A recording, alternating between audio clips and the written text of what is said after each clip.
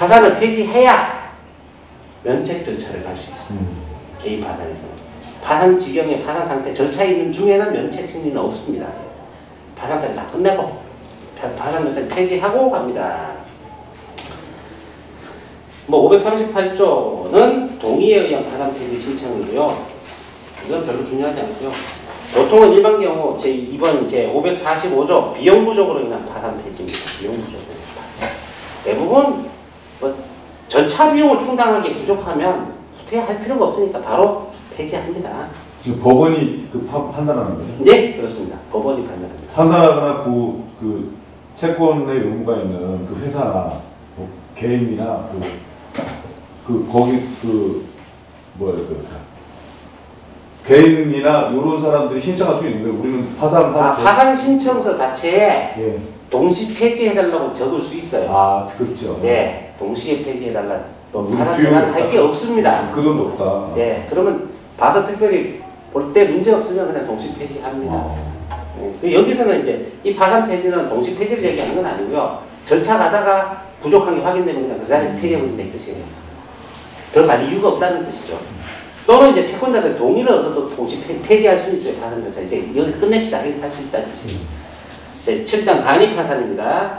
자, 간이파산, 파산재단 재산액이 5억 원 미만이라고 인정될 때는 간이파산합니다.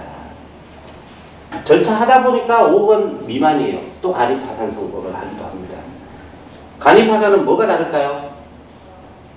배당 한 번만 해요. 한 번. 그냥 최고 배당 한 번만 딱 합니다. 근데 해놓고 나서 보니까 또 뭐가 나왔어. 그러면 추가 배당은 할 수 있어요. 근데 수시 배당은 안 하고 딱 5억 미만이 한 번에 뜯어서 탁 모아놓고 한 번에 배당 딱 끝납니다. 이 뜻입니다. 실제로 간이 파산이 벌어지는 경우 잘 없습니다. 개인 파산 사건은 대부분 동시 폐지이기 때문에 잘 없습니다.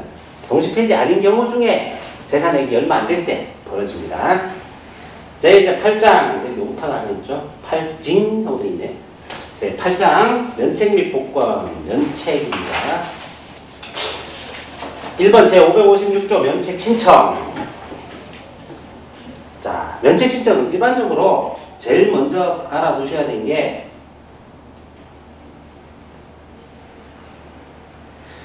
제1항에 보면 파산 선고가 확정된 날로 이후 1월 이내에 면책 신청을 할 수 있다 되어 있습니다. 그죠? 자, 그러면 보통 채무자가 파산 신청을 했을 때는 그럼 뭐 선고받고 이런 뒤에 또 신청해야 되나요? 아니에요. 그런 경우가 자꾸 발생해서 면책 문제가 생기니까 여기 3항을 만들어 버렸어요. 채무자가 파산 신청을 한 경우에는 채무자가 스스로 면책에 대해서 반대 의사 표시를 한 경우를 빼고는 동시에 한 걸로 봐요. 이미 보고 있어요.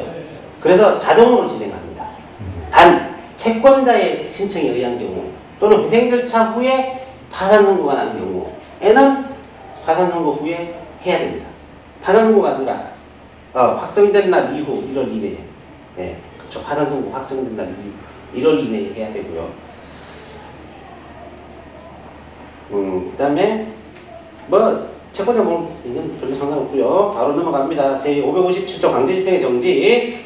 면책 신청이 있고 파산 폐지와 또는 파산 종결 이럴 때는 파산 면책 신청에 대한 재판이 확정될 때까지 강제집행은 다 중지되고 금지됩니다.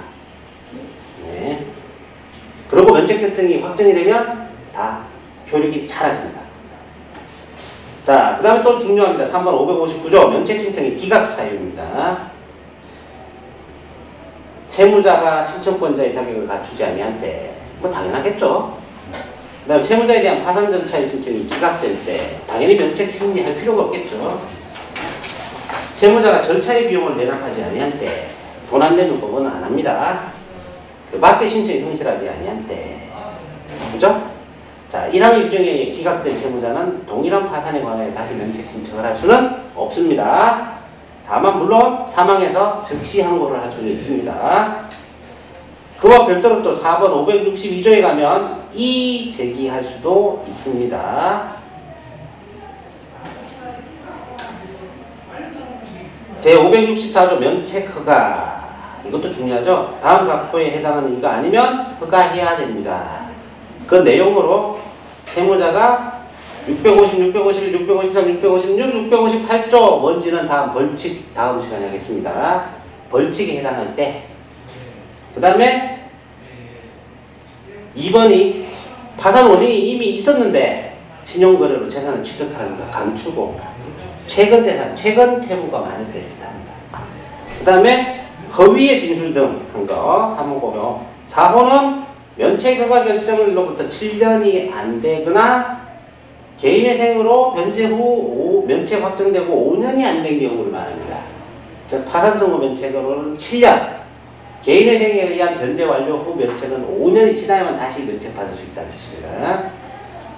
그 다음에 5호는 뭐 채무자 의무고 6호 과다한 채무, 낭비 이런 경우에 해당합니다. 그러나 제2항에 보면 법원이 그 밖의 사정을 고려해서 허가할 수 있어요. 재량 면책이라고 합니다. 이거는. 넘어갑니다. 효력 발생 확정돼야 되고요. 7번 제566조 면책의 효력 여기 쭉 나옵니다. 다만 책임이 면제되는데 밑에 1번부터 9번까지의 각 호에 대해서는 면책되지 않습니다. 얘들은 면책이라는 게 원래 없는 놈들이다 이 뜻입니다. 원래 없습니다. 학자금도 무조건 갚아야 되네요. 얘는 학자금에 관한 상환특별법에 딱 적용을 그렇게 해놔서 그래요. 자, 8번 제567조 보증인 등에 대한 효과, 보증인 담보 이런 건 아무 상관없습니다. 그대로 진행합니다. 9번 569조 면책의 취소, 가끔 면책의 취소 당할 수 있습니다. 면책 취소는 면책 결정 후 확정되고 1년 이내에 신청이 들어가야 됩니다. 물론 그거 아니고도 가능합니다. 법원이 봤을 때 면책 취소의 원인이 분명하게 밝혀졌을 때, 특히 어느 거에 사기회생죄, 사기파산죄 같은 벌칙적 행위를 했을 때 형사처벌 당하면 면책 취소를 합니다. 그 다음에 제2절 복권, 마지막 복권 왔습니다. 복권은 면책을 안 받아도 평생 계속 갖고 갈까요? 채무를? 넘어가죠. 파산 선고 상태 파산자로 얼마나 오래 두면 될까? 법원이 정해놨어요. 10년. 최장 10년. 10년이 지나면 자동으로 복권됩니다. 또는 이제 불허가 된 채무들, 면책 불허가 된 것들을 다 변제했을 때, 그리고 법원에 복권 신청을 합니다. 그런 식의 방법입니다. 그게 이제 당연 복권되는 경우가 면책 결정될 때, 그 다음에 10년 경과할 때, 그죠? 그런 경우고, 그 다음에 2번 575조 신청에 의한 복권이 다 면제했을 때, 또는 면제 결정을 채권자의 동의를 받았을 때, 이런 경우가 됩니다.